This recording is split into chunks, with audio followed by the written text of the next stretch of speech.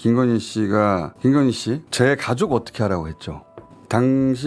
지난번에도 당신 인척한테 일을 한번 시키더니 제가 알고 있습니다. 하루하루 힘드네요. 이 이야기를 할까 내부적으로 고민이 많았는데 일이 어떻게 됐냐면 어제 뉴스공장 끝나자마자 전화가 왔어요. 내용은 방금 말한 대로 김명년 기자회견 곧 할 텐데 특정 단어를 말하면 그걸 신호로 미복귀한 블랙이 움직인다. 기자회견을 막아야 한다. 그리고 전화를 뚝 끊어버렸어요. 다시 전화해보니까 공중전화였고 김용현 변호인단 기자회견 기사는 오후에 났거든요. 오후 가장 빠른 게 아마 1시께 났고 한 2시께는 뭐 MBC, JTBC 오지 말라고 한다 뭐 이런 내용으로 기사가 났는데 기자들 사이에서는 오전에 일부 이런 이야기가 돌긴 했어요. 근데 기사가 난 건 오후인데 오전 10시에 이 기자회견을 할지 모른다는 내용을 들었던 일부 기자 중 하나가 전화를 한 거라면 그런 식으로 전화 안 했겠죠. 공중전화에서. 그건 기자는 아닌 것 같고. 우연히 그런 이야기를 들은 일반인이 있을 수도 있잖아요. 그런데 그분이 음모론에 몰입해서 그런 전화를 했을 수도 있죠. 근데 그렇게 생각해보면 걱정을 하거나 막아야 되는 거 아닙니까? 근데 그게 아니라 너무 사실처럼 얘기하고 딱 끊어버려가지고 여전히 어떤 일반인이 우연히 미리 알게 된 기자회견 소식을 듣고 그런 전화를 했을 가능성이 있긴 있다고 생각이 전화는 왔으니까 들긴 하지만 혹여라도 그런 가능성이 1%라도 있으면 밝혀야 하는 거 아닐까? 근데 밝히려고 하니까 너무 내용이 없어요. 저희도 짧은 전화 한 통이 전부라 가지고. 그런데 최근에 블랙 요원 중 한 사람이 통중앙 폭파, 사드 기지, 테러 이런 거 알리기 전까지 아무도 그런 일이 준비되었다는 걸 몰랐잖아요. 네. 그리고 민주당에서 그런 제보를 밝히고 나서도 국방부는 전원 복귀했다라는 기사를 냈거든요. 국방부도 그럴 수밖에 없을 거라고 봐요. 국방부가 블랙을 직접 관리하는 건 아닐 테니까 전원 복귀 확인 이 기사가 처음에 났고 그래서 민주당에서는 긴급히 법사위요. 네. 전현희 의원이 그 국방장관 대행 급히 불러가지고 한 5분 동안 질의를 했어요. 네. 다수의 블랙 요원들이 현재 복귀하지 않고 소요를 일으킬 목적으로 무기 지급을 팀별로 받았다. C4 폭탄을 소지하고 있고 권총, 탄창 5개를 소지하고 있다.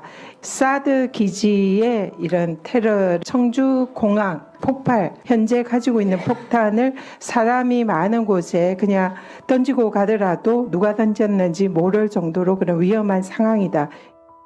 질의는 24일 오후 5시에 오후 5시. 네, 시작이 됐습니다. 이제 이틀이 지났잖아요. 네. 지금 이 순간 블랙 청주공항 검색하면 여전히 국방부가 전원 복귀했다는 기사가 포털 최상단에 뜹니다. 네, 저 법사위 자리에서도 김선호 국방부 장관 직무대행이 다 복귀했다라고 말을 했고요. 어제 또 국방부 대변인실이 이제 이런 언론 보도는 사실이 아니다, 복귀했다, 블랙 요원들 이렇게 이제 밝혔습니다. 그게 사실이 아닙니다. 청주공항이라고 했잖아요. 네. 청주 민주당 국회의원 이광희 의원에게 이 제보가 온 거예요.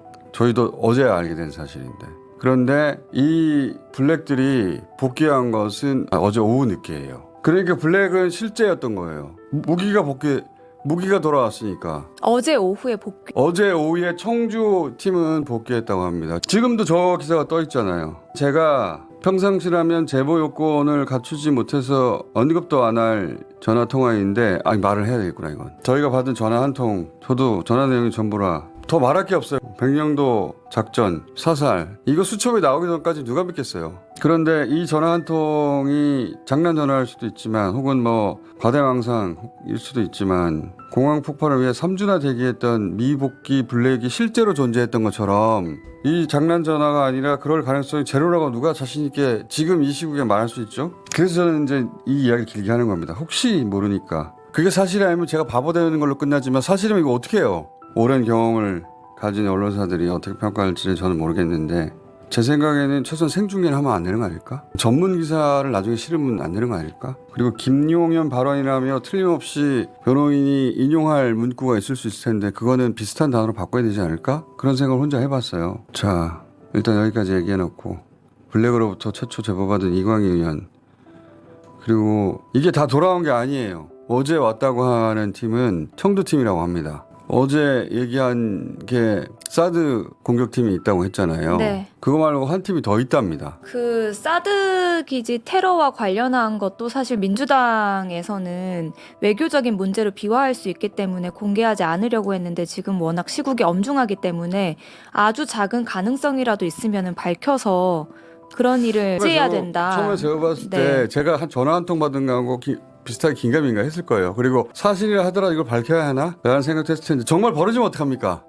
그 이유는 이런 고민들이 다 아무것도 아닌 것이 되죠. 근데 이런 이야기를 할 수밖에 없는 게 어제도 전해드렸지만 정보사 그 블랙 요원을 40명 모았다는 거 아닙니까? 그런데 5명에게는 선관위, 네. 장악 임무가 주어졌다고 분명하게 밝혀졌고 근데 그런데 문상호 정보사령관은 국회에서 찾기 네. 모른다고 그랬거든요. 정보사는 선관위 공무원 또는 체포 유사한 지시를 받은 적이 있습니까? 그런 얘기는 일체 들은 바가 없습니다. 세부 내용은 다시 지시를 받기로 했었는데 그 이후에 아무런 지시가 없고 상황이 종결됐습니다. 이게 새빨간 거짓말이었다는 게 아닙니까? 정 대령이 사과하면서 진술에 밝혔고 케이블 타이, 두건 이거 다 밝혔죠. 그리고 야구방망이까지 밝혔단 말이에요.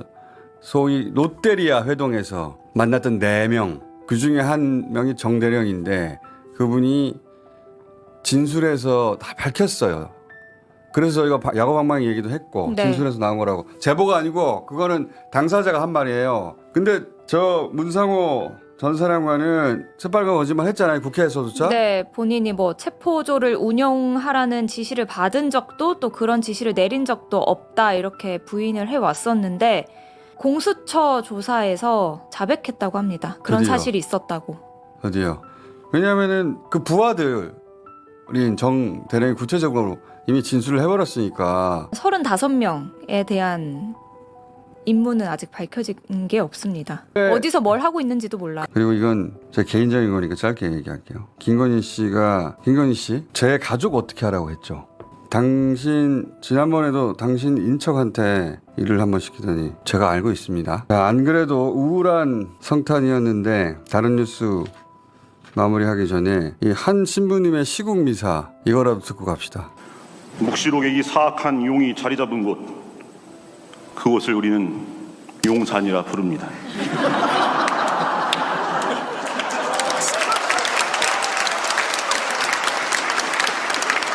그런데 이 용이란 표현도 가당치 않은 용산의 이무기, 그 옛날의 뱀, 악마라고도 하고 사탄이라고도 하는 자, 온 세계를 속이던 그 자가 지난 12월 3일 밤에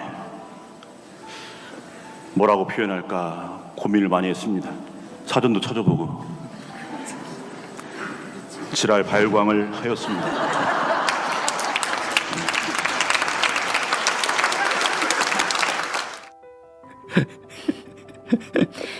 이 온라인에서 많이 화제가 되고 있는데요. 지난 9일이었고요. 대전의 한 성당에서 있었던 시국 기도회. 신부님 성함이 어떻게 돼요? 김용태 신부님이십니다. 저 용 이야기를 이제 간략하게 말씀드리면 묵시록 12장 3절에 머리 7개의 뿔 달린 용이 나오는데 이 용이 괴물들을 이끌면서 인간들을 괴롭히거나 타락시켜서 사람들을 하느님에게서 떨어뜨려 놓으려 합니다. 그래서 악마, 사탄 이렇게 수록되어 있는데 하늘에서 쫓기지만 군대를 모아서 전쟁을 일으킵니다. 하지만 하느님이 내린 불에 삼켜져서 순식간에 전멸하고 용 역시 불과 유황의 바다로 떨어져서 고통받습니다. 그런 내용이라고 네. 합니다.